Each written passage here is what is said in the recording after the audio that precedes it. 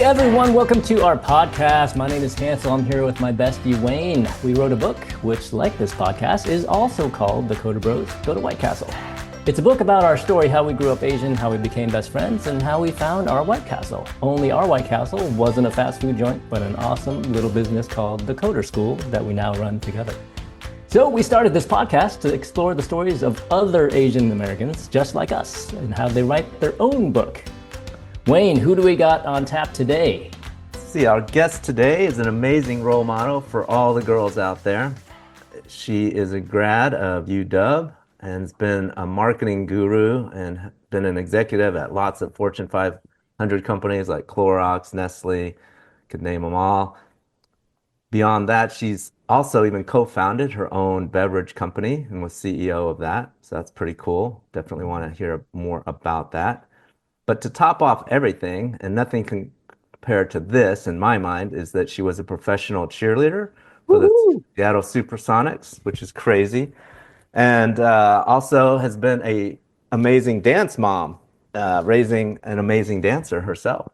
Just like the TV show? That's right, that's right. And so welcome Judy Chen to the podcast. Woo! All right, Judy.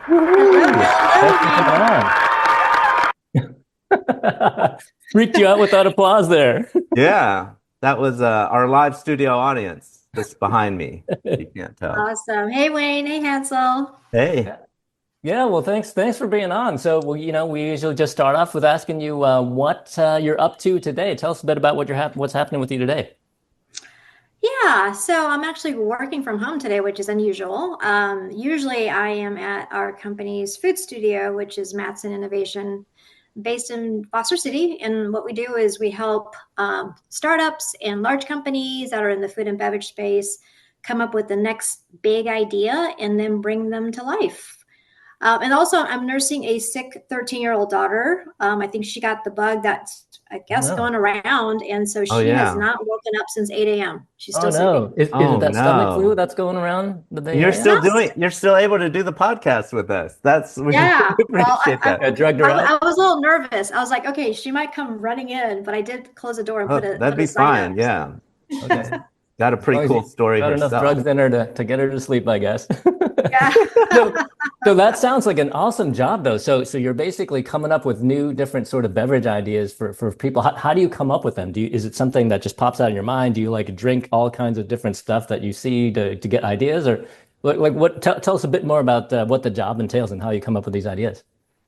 Yeah, so we work with food and beverage. So, all different categories. You mentioned beverage is one of them. And it really depends on the client's mission. They come to us with a certain goal. Sometimes it's super wide space. Sometimes it's very specific. And we come up with ideas. And your question about how do I get inspired? I mean, honestly, when I go to any new market, I'm like, give me to the grocery store. People are like, don't you want to go to the beach, go to the museum? I'm like, yes, but quickly after that, I want to go see a grocery store. So I'm always immersing myself in kind of the local market's food trends. By being a student in the stores. I love to eat out. I know you guys do too. So always kind of trying out the new thing, and just being a consumer myself on what's up and coming. And then just really ideating on my own with, sometimes my AI assistant or a great team of diverse, other team members at my company. And sometimes parents like yourself, I'll bring in family and friends and do a cutting of a product or ask them questions and fill out Google surveys. So it's all kinds of different ways. Yeah. I would totally sign up for that. That sounds totally fun to be just drinking and eating random new stuff. So what I think of when you say that is when you go to Asia, it's probably not as much nowadays, but it used to be when you go to Asia, especially you go to all these grocery stores or whatever, they have all kinds of different stuff that, you can't find anywhere here. Do you ever go to Ranch 99 or Marina or something to find something new? Yeah, absolutely. And it's like a treasure hunt. There's always something new. I remember when salted egg yolk as a flavor popped up. Oh my God, for what? Right. I've seen that. It sounds kind of wacky. As a drink or something, or what? No, it's like a flavor. So you'll find it dusted on chips, or definitely. I've seen that on potato chips and stuff like that. And I don't know, Yeah. like I feel like it's there's a lot of chemicals in something like that. That does not sound weird natural. sounding. Yeah. Not the healthiest for you, for sure. But yes. So those kind of markets are so interesting because it's Wow. really like niche or emerging, and that's kind of what I want to see too. Is like what is kind of that next thing. And yeah, Asian markets are great. Hispanic markets are great too. Persian. I mean, we are lucky to live in the Bay Area, so we have such access to all these different type of ethnic markets And do you for Wow. go like gifts. the full range gamut? So you'll try like a Michelin star to get the total, crazy Yeah, everything new. expense that dinner. But then you got to go where Hansel and I are at the bottom of the barrel, and you've got to always bring yourself back to like a White Castle level, I Yeah. think. You got any White Castle flavored chips on the on the Yeah. Yeah, you got to horizon? bring in White Castle. Yeah, that's the No, magic. no. So yeah, I'm actually more in the White Castle bucket these days because I actually think Woohoo! some of the more innovative stuff is actually happening at that level because you have to get creative Interesting. when you're trying to hit a certain price point, right? Mm, And be more accessible to a Hmm. greater part of the market. So I find a lot more interesting inspiration that's from I never that thought hilarious. of that. So price tier. Yeah. speaking of innovation, so we want to hear a little bit more about this beverage company. So I know that it was Yeah, you founded it. You were yep. CEO. That was It, your baby, that's not right? even the most interesting part. The most interesting part is the kind of beverage it is. That's right. I guess I'll let you fill in the blank. Yes. So I'll start by saying it's a tea-based drink that was illegal for a long, long time, and it still is federally, I guess, illegal. But I think in 27 states in the US now, it is legal. And so I think all of you know it's cannabis. Right. So That's awesome. That is so awesome. We're drinking it now. So it's true. so it I wish actually we is a were. tea that's made from cannabis leaves. Like you can just soak it in hot water for a while, and it just is that how it's made? No, no, we actually extract the cannabinoids from the plant itself, Hmm. and then we make it water soluble, and then we infuse the liquid with it. Oh wow. So what is it? Does it taste like a tea or does it taste like a soda? Or what does it taste like? It tastes on its own if you don't mix with anything, kind of grassy. Hmm. Not Wow. the best tasting, honestly. And so that's kind of where the magic happens is, my background's in food and bev for a long, long time. So we kind of mix it with other ingredients, kind of like 1 + 1 = 3. So that we're not masking the smell of cannabis or taste, but combining it with something else that enhances that flavor to something that's more appealing. Wow. Well, So that's so I guess the $1 million question is I guess I don't even care how it tastes, but how does it make you feel? yeah. Yeah, there No you go. kidding. You know, when we started the company, we did a whole market research. We realized like we call it the cannabis journey is so different. So for me, I was kind of more of a newcomer than somebody, let's say, like my husband who went to Berkeley, has a lot more experience, has a little more experience with cannabis, right? So that because of that, it affects people differently, and also your biological makeup is different, so how you process food and how it hits you is also different. Yeah. But so that's why we made 3 different product lines kind of addressing these different type of consumers. So we have one that we call it for the cannabis connoisseur, again like my husband, who, Yeah. Yeah. who knows his tolerance and how it hits him, right? So they want a lot for a good value, and so we had a drink for them. And Hmm. then we had a drink for like myself, which is like, I just want an alcohol replacement, um, Right. A and little I just buzz or want to feel something. a little bit of a pep in my step. Yeah. And so we had kind of a product line for the diverse type of cannabis consumers. Hmm. And so I don't see a lot of those things like just on the Ranch 99 shelves.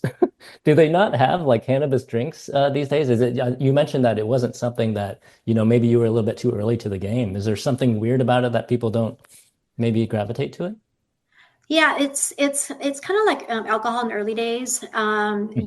It can only be sold in licensed dispensaries. Mm. Oh, So so you like, couldn't get it in like Safeway can't carry it next to the Coronas. yeah, no. no, not yet. So yeah, that's part of the challenge of the business model was, it's really difficult to scale. On top of that, like I said, California have their own like regulations. So even though if I kick ass in California, I want to bring it over to New York, I Right. can't. I have to Can't set up do a it. whole new infrastructure. Yeah. That's the way it is today. But I think one day it will change. And like I said to you guys, earlier, the demand is there. People Yeah. believe in the Is there, benefits of cannabis. So it's just a matter of time. But is it a probably not on different, my watch, unfortunately. yeah. Yeah, is it a different setup with the gummies? I feel like the gummies are doing fairly well. I see stores that just sell gummies. Do they have a different sort of, I don't know, legal issues that they go through? No, gummies are, I mean, if they're cannabis made, it's kind of the same marketplace. Hmm. Um, Gummies are easier to make, a Wow. lot easier and more cost effective. So I think gummies could be priced a little bit more within reach. I see. And it's easier to make that a habit as well, right? When you've got something so like little and you can always have it on hand. Yeah. So, but yeah, there's nothing different about like the marketplace for gummies as drinks. I think it's just like the economics of it is different. Yeah, I think it's really interesting stuff because like I don't know, I never used to do the whole weed thing back in the day, but part of it is like you gotta, get the whole joint thing, you gotta, I don't know what you have to do. I guess you have to roll it up, you gotta smoke it or whatever. But like when somebody said, you could do it as a gummy, I was like, that's awesome. I Yeah. would like to True. just pop one in or like a drink, that just seems like so easy, just sort of the easy vehicle. Yeah. And I think and I think there's only, I think a third of Americans that are using cannabis on a daily basis. And most of them are smoking it. Two-thirds of, we did a survey, two-thirds are like, yeah, we'd be down for it, but we just don't want to smoke. And so like we were kind of going after that two-thirds of America that was open to it, but Yeah. didn't want to inhale it. So Yeah. yeah, Yeah. gummies and drinks definitely meet those Wow. No, needs. absolutely. I mean, I could definitely see it just doing well once it gets through, like you said, these maybe the weird difficulties, regulations. But, if you're just out at a happy hour drinking, I mean, I could see tons of people just wanting to order Yeah. that because it's kind of cool, kind of new, and a No different thing, hangover. and you're just holding the Yeah. drink. I see the place for the gummy Yeah. I bears don't know too. about you guys, but as I aged, like alcohol hits me differently. Like Oh I yeah. don't Oh, feel good, yeah. right? That's a I have a great stuffy question head. right there. Yeah, alcohol definitely, I don't handle it as well. And so is the cannabis drinks a little bit easier on the hangover side? 100%. That's why it's really seen as an alcohol replacement. Oh, Um, dang, yeah. yeah, Especially and for us older, Yeah. we're kind of aging out of the being able to do 3 shots or something. Like that'll kill me now. Yeah. And And yeah, and do the Asians get red or anything, or is it like a oh, completely no, right. different thing?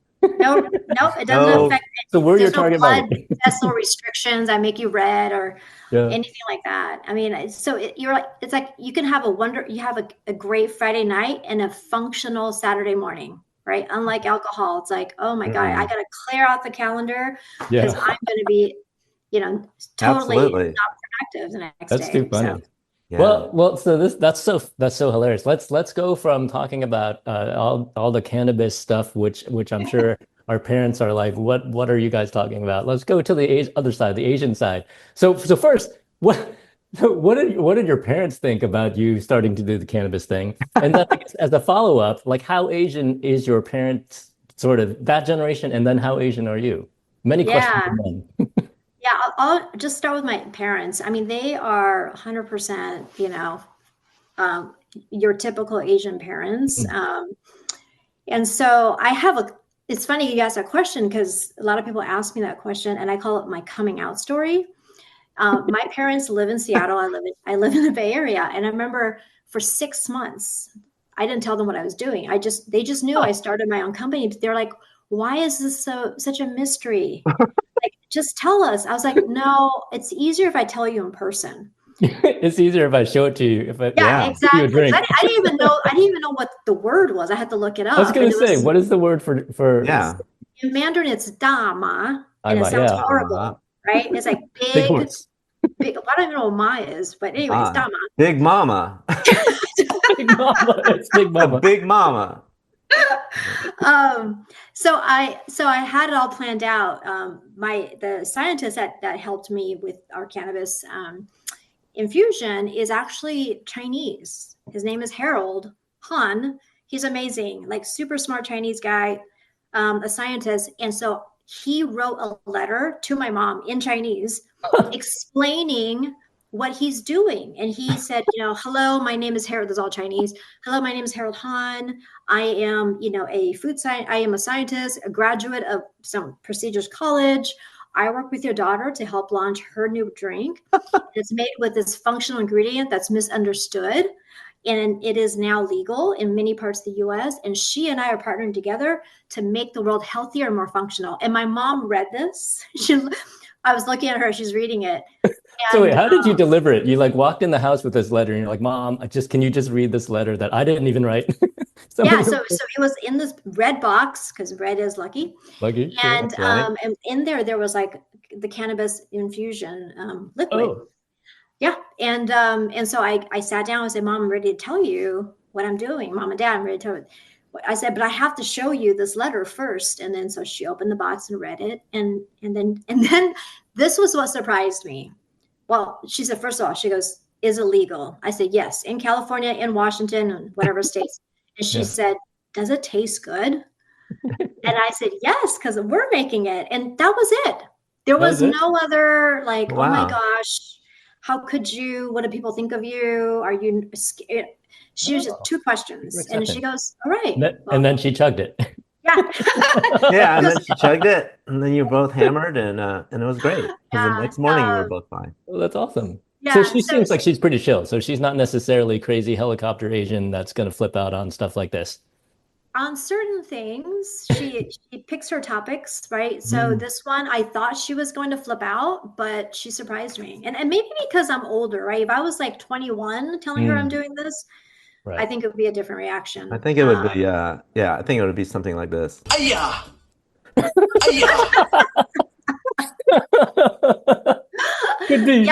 along with the slap on the head, right? That's true. The slap on the back of the head and the yeah. That was good use of sound effect there, Wayne. That's right, because we are professionals doing this. That's the sound person. Yeah, Wayne's the soundboard. Yeah. We have a whole crew. So anyway, and your mom, I think you mentioned to us before, she's a little bit she's Taiwanese, but kind of OG Taiwanese, right? Tell us more a bit about that. Yeah, so my mom is Aboriginal Taiwanese, or another way to be said, she's one of the from one of the indigenous tribes of Taiwan. There's 9 of them, and hers is called Taiardzu. So does that mean like all her ancestors, like as far as she can go, like are kind of just born? That's just where they are. Yeah, and in fact, we did one of those Ancestry 23andMe tests on her about 6 months ago because we really wanted to see how far reaching is her, I guess, indigenous tribe.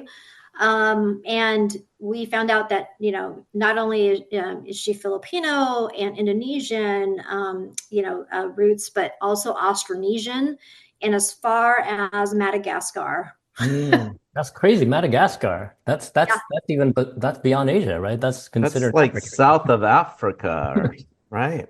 Yeah, it is. It is. Nice.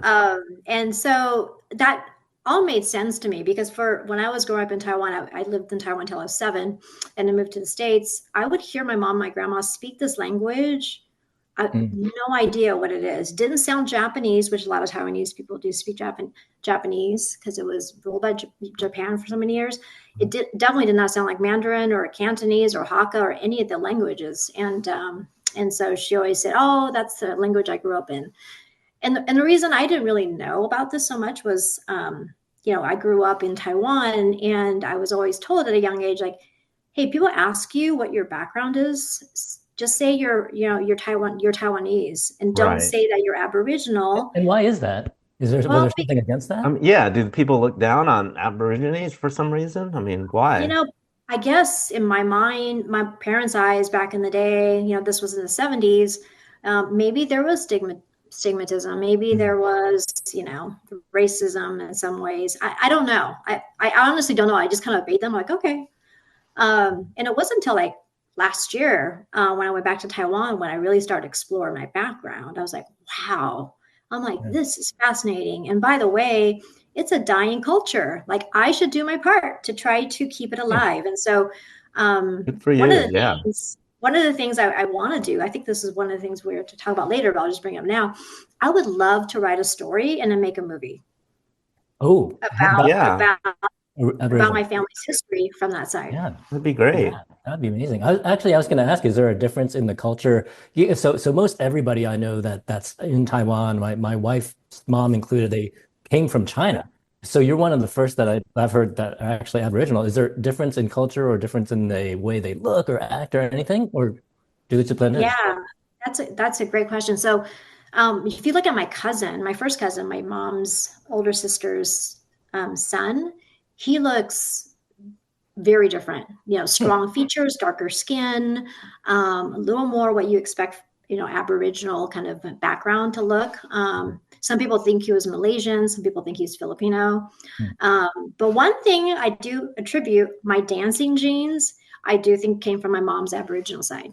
Oh, really? Because they're big into dancing and you're like a really good dancer. Wow.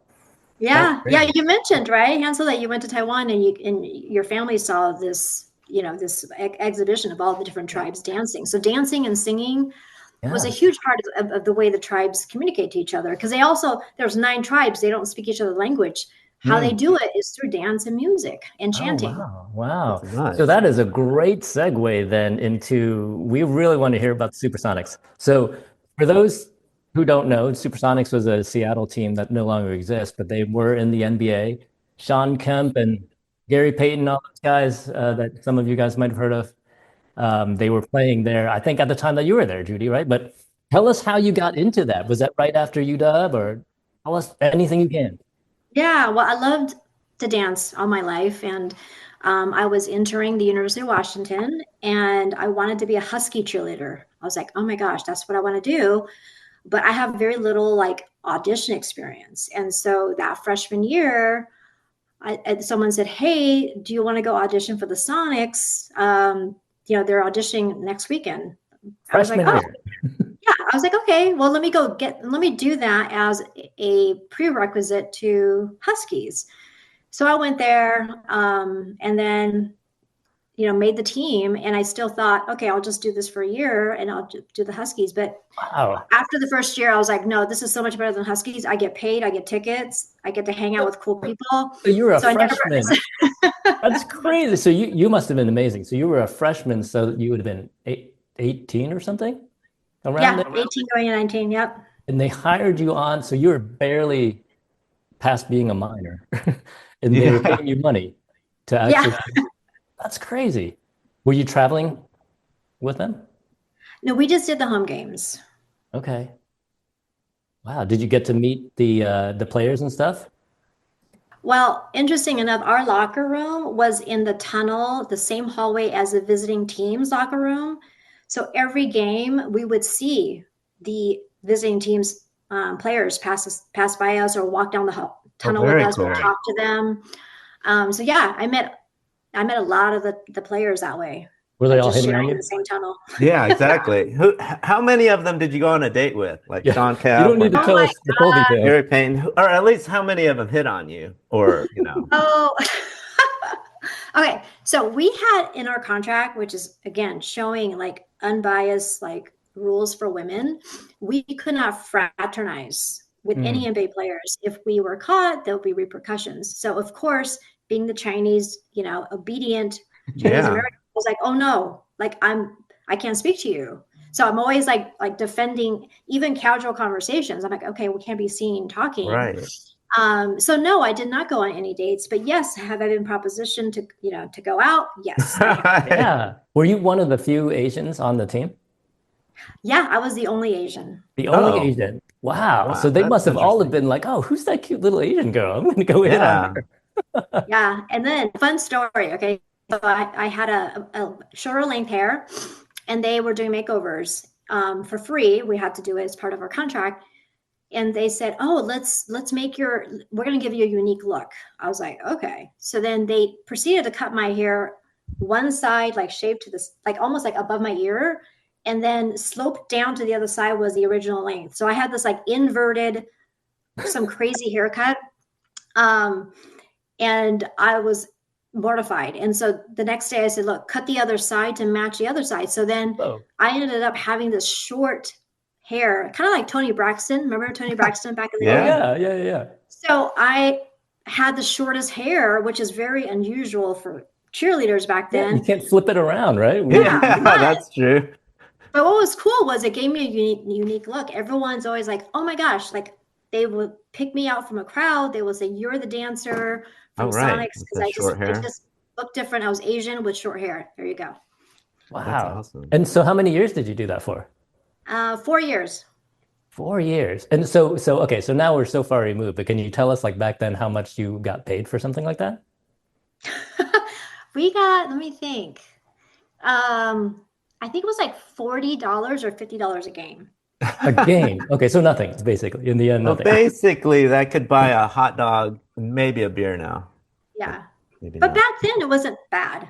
You know, we're talking, gosh, oh my God, I'm aging myself. 30 years ago, 1984. Yeah, so it was, and then we got paid for practice. And then where we actually make more money is sponsorships. Oh, so wait, they would sponsor you to be on a commercial or something? Yeah, good commercial or show up for some event. Okay, sure, yeah. Have you ever seen that on Netflix, that Cowboys cheerleading show? Yes. Yeah. I watched that with my wife. I was actually kind of into it.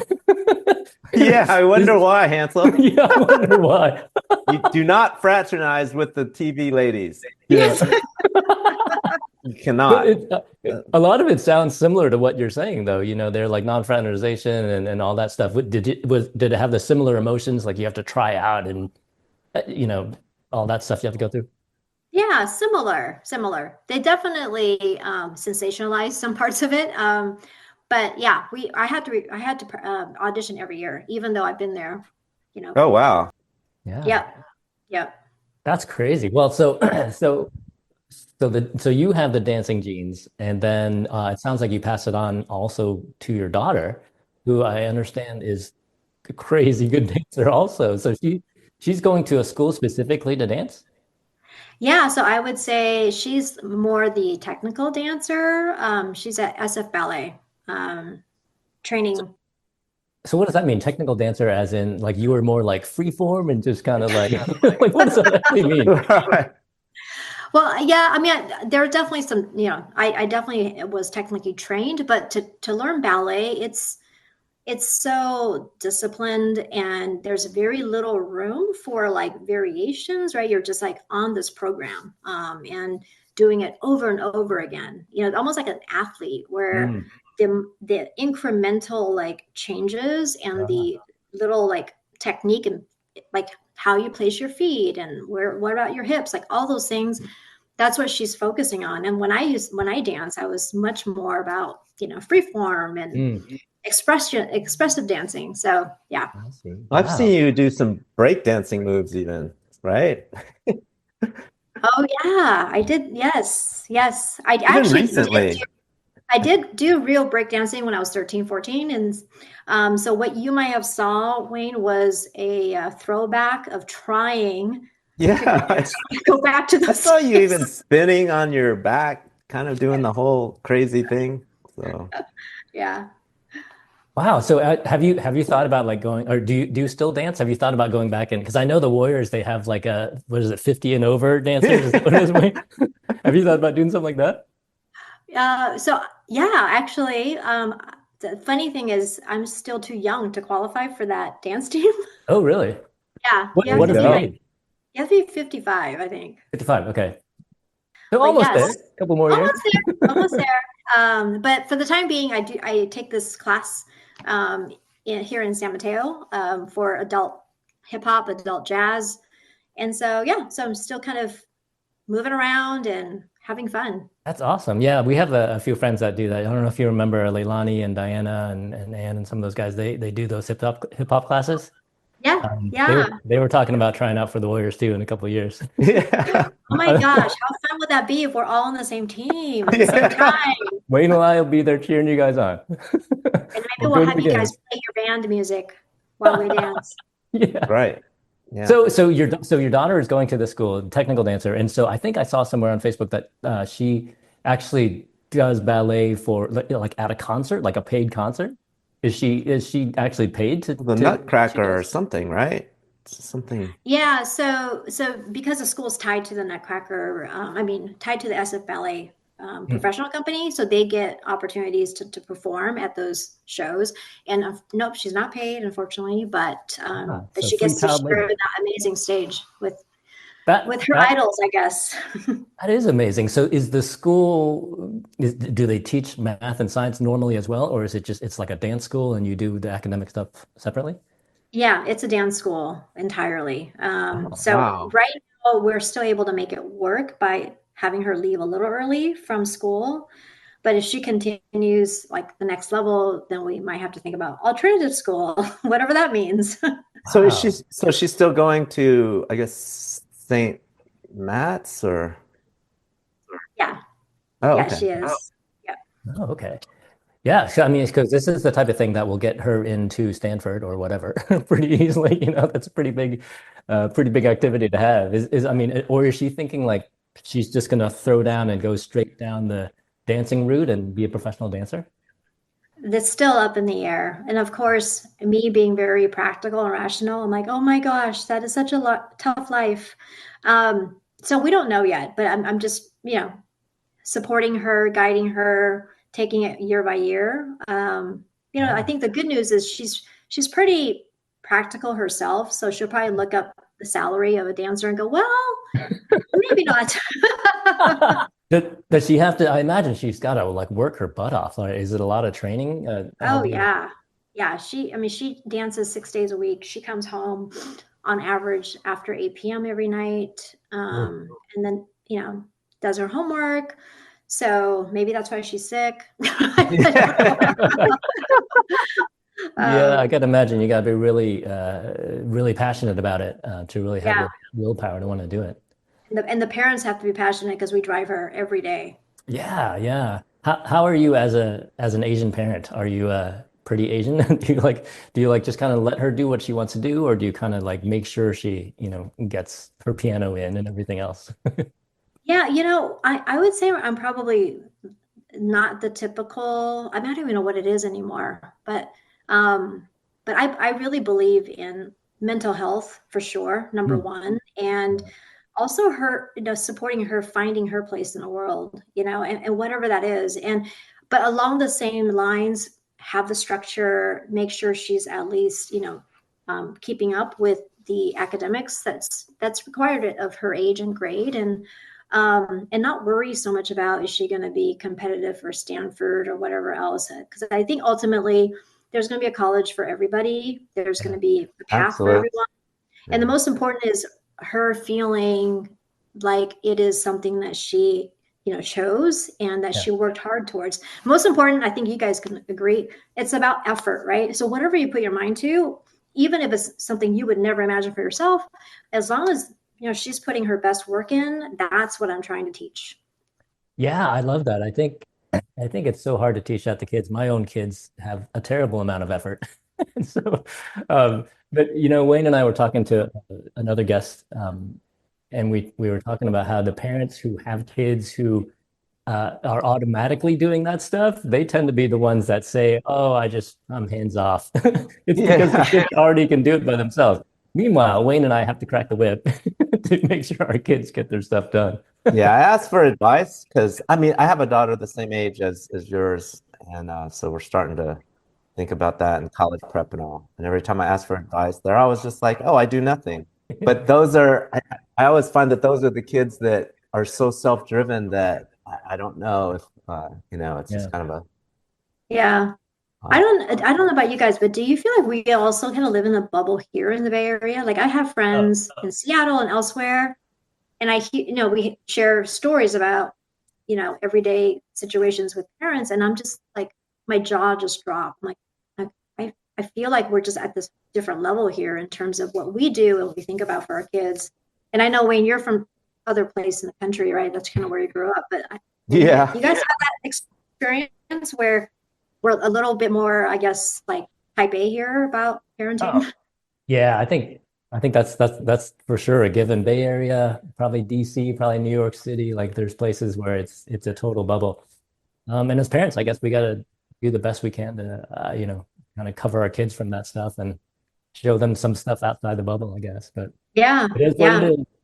Yeah. Well, I mean, I know my mom, but my daughter's just always cringing. She's like, Mom, how can I tell somebody you work in cannabis? Mom, please don't audition for the State Warriors. Mom, don't post that dance that you just did. Like, so I'm always so I'm always showing up in her world where it's like very atypical, and she's just like cringing. So I think I'm okay. I think, yeah, the more you make your kids embarrassed, the more we're doing the right thing. Yes, exactly. All right, Wayne. Well, let's see. I think let's jump on to the next section of our podcast. Wayne, what do we got up next? All right. If anybody could hear that, that was a gong. What does that mean, Wayne? Why did we gong Judy? Yeah, so we're going on to the How Asian Are You segment. So here it's kind of a game show feel, and Hansel's going to run a few questions your way. And That's right. you're The gonna do How your best. Asian Are You quiz, otherwise known as the Haru. Yeah. So, Haru. all right, so we're gonna throw out 3 questions at you, get 2 out of 3 right, and I don't know, nothing happens, or we send you a copy of our book. I don't know. We'll see. Okay, are we ready for some action here? All right, so I feel like you know you're Asian, so we're looking at 3 for 3, putting all the pressure on you.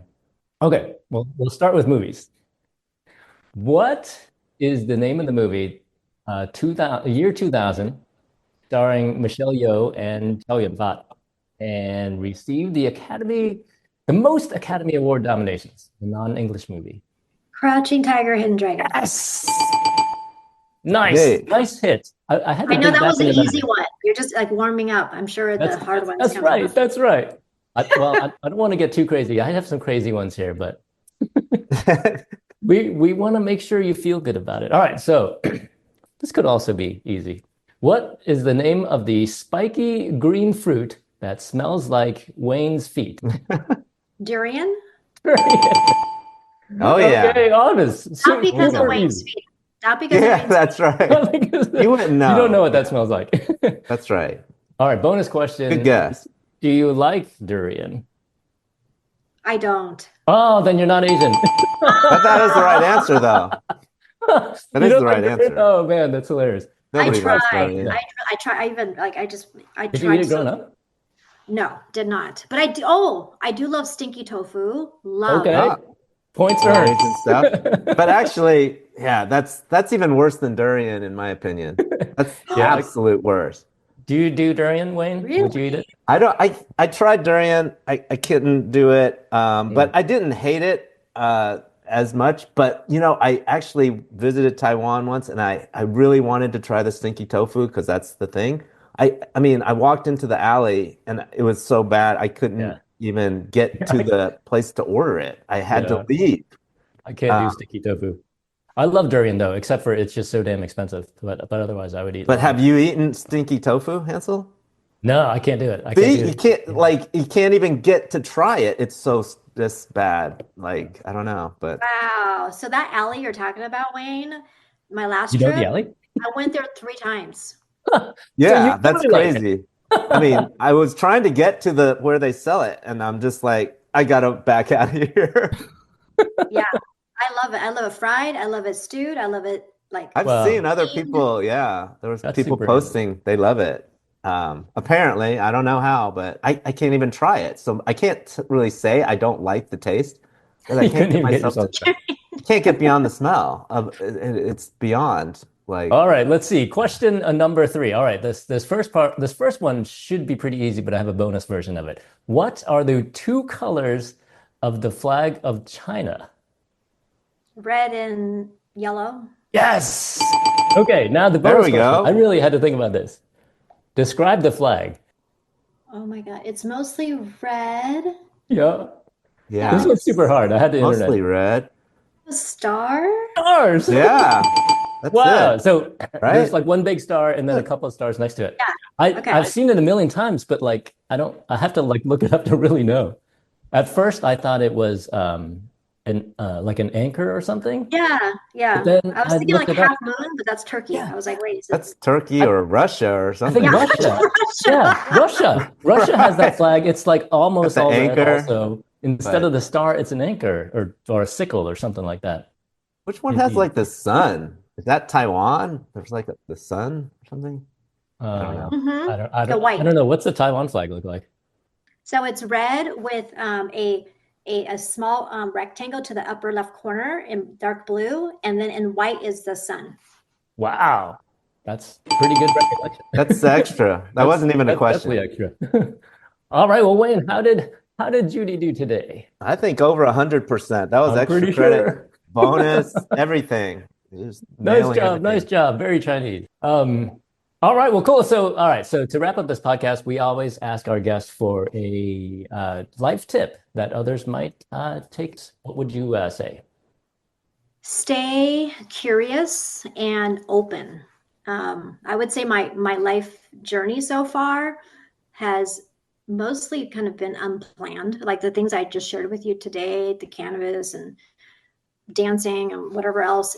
I mean, I've always had like a larger goal, but how I got there was pretty like open field, and I feel like um, I'm still on that journey, but it's been so fun because I've been open to possibilities and really looking at options that honor yourself. And so that's what I would advise That's for my awesome. daughter all the time. But yeah, I like how that feels very sort of anti-Asian in a way, because Asians, like, I feel like we have everything. We got to plan it all out. How do you get to a good Yeah. college? You got to do A, B, and C. But to be able to sort of take the opportunities as they come, I think sometimes it's hard to do for a lot of Asians, but it's great advice. yeah. Um, Yep. okay, well, Great. great. That's awesome. I appreciate your time. Judy, it was a really fun conversation. Really interesting stuff that you've done. Congrats on everything you've done. But thanks for being on the podcast. Thanks, Judy. Great. Thank you for having me. It was fun. We are sponsored by none other than the Coder School, a company that teaches kids how to code with over 70 locations all around the country. So if you're interested in getting your kids to code, head online and check us out. Learn to code, change the world. Thanks for listening.